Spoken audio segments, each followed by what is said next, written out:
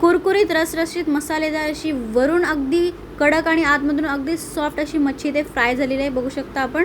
आणि हा मासा आहे चिमणी आणि याचबरोबर मी रावस देखील फ्राय केलेला आहे। तर ह्याची एक रेसिपी मी अगोदर शेअर केलेली आहे।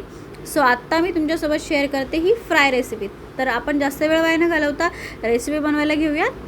तर इथे दोन्ही मच्छ्या घेतलेल्या आहेत मी, अगदी व्यवस्थित स्वच्छ करून घेतल्या होत्या आधीच। यामध्ये आपण हळद, मीठ, गरम मसाला आणि घरगुती लाल तिखट घेतलेला आहे। तुम्हाला हवं असेल तर तुम्ही यामध्ये कोकम आगळ किंवा चिंचेचा आगळ देखील घालू शकता। तर इथे हा मसाला जो आहे व्यवस्थित आपल्याला यावर घालून घ्यायचा आहे आणि मसाल्यामध्ये आपल्याला व्यवस्थित आपली जी मच्छी आहे ही मिक्स करून घ्यायची आहे, जेणेकरून आपल्या मच्छीला जो मसाला आहे, मिरची पावडर, मीठ, मसाला व्यवस्थित लागला पाहिजे आणि आपल्या मच्छीची चव जी आहे ही अगदीच अप्रतिम आली पाहिजे। आणि मासा फ्राय करणं पण ना गाईज एक ट्रिकी काम असतं, प्रत्येकाला ते जमत नाही। कारण कुणी करतं कधी तर एकदम नरमच मासा फ्राय ठेवतो, कधी एकदमच कडक होऊन जातो, पण वरून कडक आणि आतमधून नरम मासा ठेवणं ही एक ट्रिक आहे जी प्रत्येकाला नाही जमत। तर इथे अगदी व्यवस्थित मी मच्छी जी आहे ही मसाल्यामध्ये कोट करून घेतलेली आहे आणि 10 ते 15 मिनटं रेस्ट दिला होता मी। तुम्ही जास्त वेळ दिला तरी चालेल, त्याने काय होईल माहिती आहे का, मसाला आपल्या मच्छीला व्यवस्थित लागेल आणि मच्छी अगदी चविष्ट होईल। सो मासा व्यवस्थित इथे मी मॅरिनेशनसाठी ठेवला होता, झालेला आहे आता। तर आता आपण काय करूयात, गॅसवर तवा ठेवूयात आणि तव्यामध्ये तेल घालून घेऊयात। सो 2 पळ्या इथे मी तेल घालून घेतलेला आहे आणि यावर आपला हा मासा जो आहे अलगदपणे सोडूयात। आणि इथे काळजी घ्यायची कारण की फटकनी तेल जे आहे ते उडतं। सो व्यवस्थित इथे केअरफुली आपण मासा जो आहे तेलामध्ये सोडायचा आहे।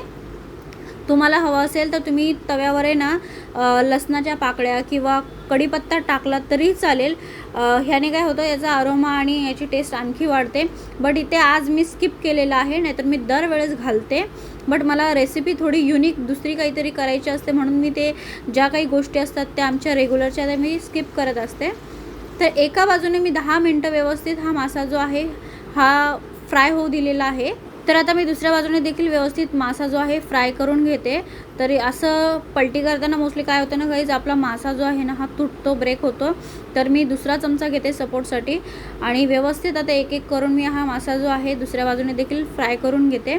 आणि वल्गनची चिमणी ना जी गाईज ती आत्ता मोस्टली ना कुठे भेटणं म्हणजे आता कठीण झाले, काही काही ठिकाणीच भेटते, सगळीकडे नाही भेटत आहे। मला पण आज ही चुकूनच भेटली, नाहीतर ऑलमोस्ट कुणाकडे नव्हतीच। आता मी रावस पण आहे ना दुसऱ्या बाजूने व्यवस्थित पलटी करून फ्राय करायला टाकते। आणि तुमच्या इथे जर बघा वल्गन आली असेल तर नक्की एकदा अशा प्रकारे तुम्ही बनवून बघा।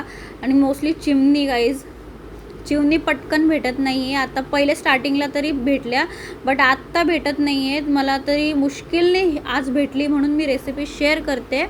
आणि जर आणखी भेटली नंतर तर मी नक्की तीही रेसिपी तुमच्यासोबत शेअर नक्की करेन, वेगळ्या वेगळ्या पद्धतीने मी तुमच्यासोबत रेसिपी शेअर करत राहील।